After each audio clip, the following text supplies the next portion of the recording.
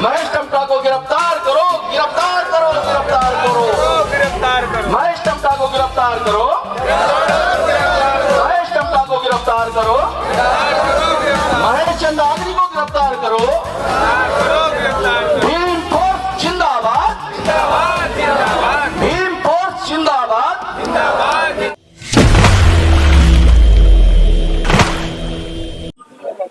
Bhim force एक ऐसा नाम जो बाबा साहब अम्बेडकर के दिखाए हुए रास्ते पर चलकर देश के संविधान की रक्षा करता है। ऐसा फोर्स जो बहुजन मूल निवासियों की सेना है और जो बहुजनों की हित में काम करता है, लेकिन बहुजन के साथ साथ न्याय की भी बात करता है, संघर्ष की भी बात करता है। और देश में जो लूट मच रही है, देश में जिस तरीके से लोग गरीबों को उल्लू बनाकर अपना उल्लू सीधा कर रहे हैं, उन सब के खिलाफ खड़े रहते हैं। और ये कौन लोग हैं? ये देश के समाज के जागरूक नागरिक हैं। ये समाज के वो लोग हैं जो गोली से नहीं डरते, गोले से नहीं डरते, मिसाइल से नहीं डरते, बम से नहीं डरते, एटम बम से नहीं डरते, और सीना तान के खड़े हैं और बोल रहे हैं कि अगर तुम गलत काम करोगे तो सबसे पहले तुम्हारे खिलाफ अगर कोई खड़ा होगा तो भीम फोर्स खड़ी होगी, भारत का मूल निवासी खड़ा होगा, भारत के मूल निवासियों की सेना खड़ी होगी। हमारे साथ बहुत सारे लोग हैं, लीडर्स हैं ऐसे समाज के। आज कुछ ऐसा विषय है कि 1 दिवसीय धरना है। हम ये जानना चाहेंगे कि जंतर मंतर पे आखिर भीम फोर्स को आना क्यों पड़ गया, क्यों आई है जंतर मंतर। सबसे पहले राजेश जी, इतने सारे लोग हैं, गरीबों की आंखों में उम्मीद है, बहुत सारे लोग हैं, क्यों आना पड़ गया आपको? हाँ देखिए, इसलिए आना पड़ गया क्योंकि एक कुख्यात अपराधी उत्तराखंड के लोगों को बहुत ही परेशान किया, जबकि हमें इतनी जरूरत नहीं थी। हम तो बड़े आंदोलन करते हैं। एक कुख्यात अपराधी जब लोगों की शिकायतें आनी शुरू हो चुकी थी भीम फोर्स पर, तो हमने सोचा कि भाई अब ये कुख्यात अपराधी जो 50,000 का इनामी है, ऑलरेडी 50,000 का इनामी, उससे पहले ये बहुत मामूली सा वर्कर था, बहुत मामूली सा बागेश्वर में मजदूरी किया करता था। उसके बाद इसकी नौकरी झाड़ू सफाई की बसपा के कार्यालय में लग गई। अच्छा, बसपा के कार्यालय में लगने के बाद 2001 के बाद इसने पता नहीं क्या किया, ऐसा 2 नंबर का काम किया, क्या किया, जो भी किया होगा, ये अचानक इतनी तेजी से 10 सालों में उभरा कि 500 करोड़ से ऊपर का व्यक्ति बन गया। अच्छा, वो बन गया, कोई बात नहीं। उसके बाद इसने लोगों को धमकाना शुरू किया और शूटर हायर करके ये व्यक्ति किन लोगों को धमकाता है? हाँ, गरीबों को, ये वहाँ के गरीबों को, उत्तराखंड के जितने गरीब हैं। क्या भूमाफिया है तो जमीनें उनकी ले लेते हैं, क्या करते हैं? हाँ बिल्कुल बिल्कुल, ये भूमाफिया, ये जमीनें, मतलब उनको ये धमकाया जाता है कि जमीनें हमारे हवाले कर दो, या किसी माध्यम से या जबरदस्ती साइन कराता है और उसको एग्रीमेंट करा कर, उसको नोटराइज करा के, अच्छा, उसको नोटराइज करा के ये फिर बेच देता है। जैसे आजम खां के बारे में उड़ा गया था कि वो ऐसा बहुत सारे, मतलब अब सच है झूठ है क्या है वो नहीं पता, लेकिन बहुत सारे आरोप लगे कि जमीन ले लेते हैं बहुत सारे। बिल्कुल, जैसे कि आसाराम जी पर भी आरोप लगे थे जमीन के लिए गुजरात में। क्या उसी तरह का कुछ आरोप है कि इसमें कुछ सत्यता भी है? देखिए, इसमें पूरी सत्यता है, क्योंकि हमने जांच परख करके यहाँ पर आया, हम ऐसा नहीं आते। हाँ। जब तक कोई सत्यता किसी भी प्रोग्राम उसमें नहीं होगी तो हम ये भीम फोर्स नहीं आएगी। और भीम फोर्स सारी चीजें जांच ली हैं आपने? बिल्कुल बिल्कुल, जांच परखने के बाद ही भीम फोर्स जंतर मंतर पे आई है। और हमने ये हमारा वहाँ पर एक गाँव है भलौन होगा, कई गाँव है जहाँ पर ये धमकाता है और गरीबों की जमीनों पे एग्रीमेंट करा करके बेचने का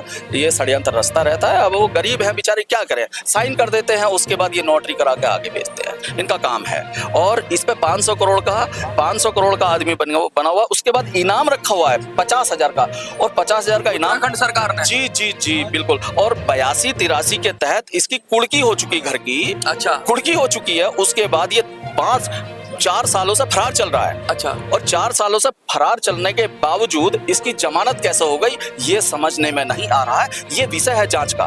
अच्छा, हम धरना भी इसीलिए दे रहे हैं कि इसकी ईडी से जांच हो, दूध का दूध पानी का पानी किया जाए, हम ये चाहते हैं। दूध का दूध पानी का पानी किया जाए। आपका परिचय और क्या कहना चाहेंगे? पहले तो मैं सभी को 26 तारीख बाबा साहब का बनाए हुए संविधान दिवस है, इसके सभी बहुजन मूल निवासियों को बधाई देता हूँ। और बड़ा दुख है और विषय भी है कि इतना बढ़िया संविधान होने के बाद उस पे ऐसे अपराधी छूट जाते हैं, ये बड़ी गंभीरता की बात है। और मेरा तो मेन मकसद आने का यही है कि ऐसे अपराधियों के लिए सख्त से सख्त कार्रवाई की जाए। देखिए, बहुत सारे लोग हैं हमारे साथ और ये भीम फोर्स के लोग हैं और ये कह रहे हैं कि भाई संविधान की रक्षा करनी चाहिए। सर, क्या लग रहा है आपको, इतना जबरदस्त समूह है आपके पीछे, ये देखिए बहुत सारे लोग हैं, ऐसे लोग हैं जिनको उम्मीद है, कुछ वो पीड़ित भी होंगे, क्या लगता है भीम जो फोर्स है बाबा साहब के रास्ते पर चलते हुए हम लोग अपनी तरफ से पूरी कोशिश और निष्ठा के साथ काम करने में अग्रसर हैं। आप देख ही रहे हैं जैसा कि हम सब लोग वहां से यहाँ पर आए हुए हैं। एक सरकार से हमारी उम्मीद है कि सरकार हमारी इस दरखास्त को सुनेगी और गरीबों को भला करेगी, क्योंकि जिस तरीके से इस अपराधी, इस कुख्यात महेश चंद्र अग्री ने कंपनीज बनाई हैं और उनके साथ गरीबों के साथ छेड़छाड़ करके, उनके साथ बेनामी झूठ के उस पर एग्रीमेंट करके, झूठे एग्रीमेंट करके कुछ पेमेंट देकर उनको, गरीबों को उनका खून चूसा जा रहा है। तो आप सभी से निवेदन है कि महेश चंद्र अग्री को जल्द से जल्द गिरफ्तार करके हम लोगों को एक अच्छा परिचय दिया जाए।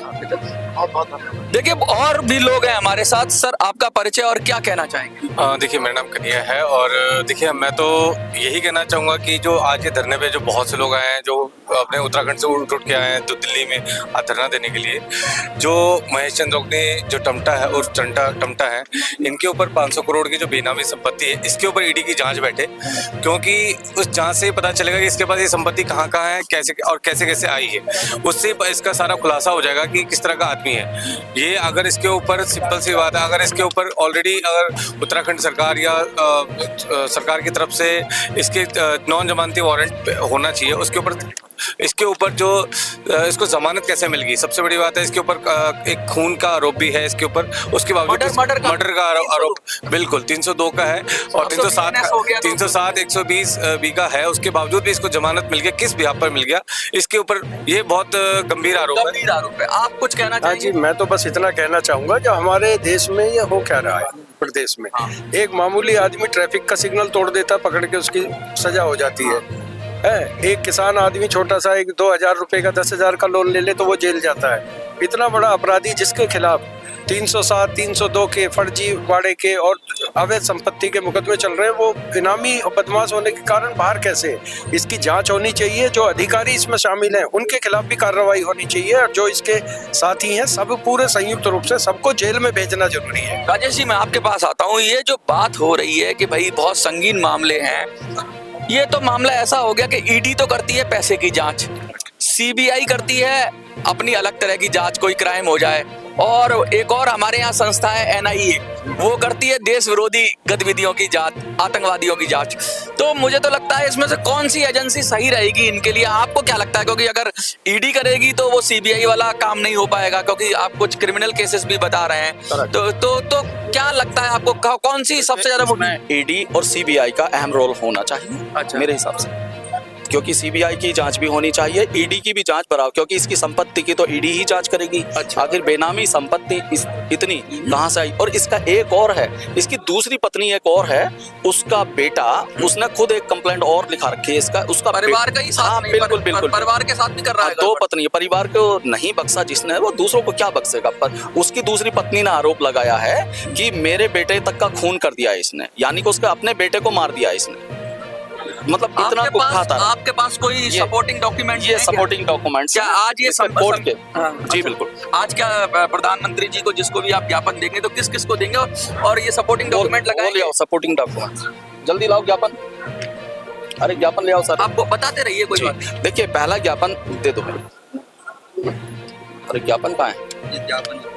सारे ज्ञापन दो आप फ्रेम से थोड़ा और ज्ञापन दो।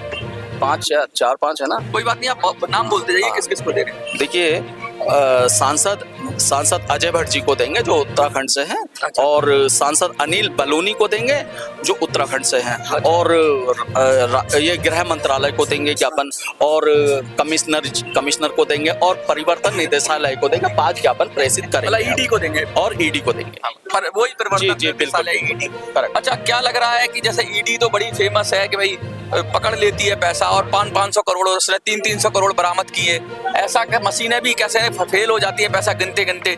कुछ यहाँ से भी ऐसा निकलेगा, क्या लगता है आपको? देखिए, डेफिनेटली निकलना चाहिए, मेरा तो मानना यह है, और जरूर कुछ ना कुछ तो निकलेगा, क्योंकि देखिए लोकतंत्र है, कोई संविधान का अभी राज है, बाबा साहब अम्बेडकर का यहाँ पर राज चल रहा है, उसके इतना तो अंधेरगर्दी नहीं करेंगे, ईडी जरूर कुछ ना कुछ निकालेगी। भीम फोर्स क्या संदेश देना चाहती है जो लोग आपको देख रहे हैं अलग अलग चैनल के माध्यम से? गुड, ये अच्छा विषय है। देखिए, आज भीम फोर्स के माध्यम से ये 26 तारीख है और संविधान दिवस है। मैं संविधान दिवस की सबको हार्दिक शुभकामनाएं देना चाहता हूँ कि संविधान हमारी रक्षा करने में कामयाब हो रहा है और लोकतंत्र की स्थापना की है इतने बड़े लोकतंत्र की भारत में, और उस लोकतंत्र की आड़ में ही हम कुख्यात आतंकवादियों के खिलाफ आवाज उठाते हैं। यही हम संदेश देना चाहेंगे और सभी से निवेदन है कि आज ये जो संविधान दिवस है अपने घरों में जा जाकर सबको मुबारकबाद दें, और ये बहुत बड़ा पर्व है। लेकिन यहाँ भारत में इस पर्व को दबाया जाता है। मैं नहीं चाहता कि इस पर्व को दबाया जाए, और घरों में ये 26 तारीख के दिन है, संविधान दिवस है, इसमें अपने घरों में जा जाकर मिठाइयाँ बांटो और इसको सेलिब्रेशन के रूप में मनाएं। अच्छा, आप मैंने देखा मन से बड़े जोरदार नारे भी लगा रहे थे, कुछ कह रहे थे, क्या कह रहे थे, क्या था वो नारा, एक बार फिर से लगाएंगे? हाँ बिल्कुल। महेश चंद्र अग्री मुर्दाबाद, महेश चंद्र अग्री मुर्दाबाद, महेश चंद्र अग्री को गिरफ्तार करो, महेश चंद्र अग्री को गिरफ्तार करो, महेश चंद्र अग्री की ईडी से जांच कराओ, महेश चंद्र अग्री की ईडी से जांच कराओ, महेश चंद्र अग्री मुर्दाबाद, महेश चंद्र अग्री मुर्दाबाद, महेश चंद्र अग्री मुर्दाबाद, महेश चंद्र अग्री मुर्दाबाद।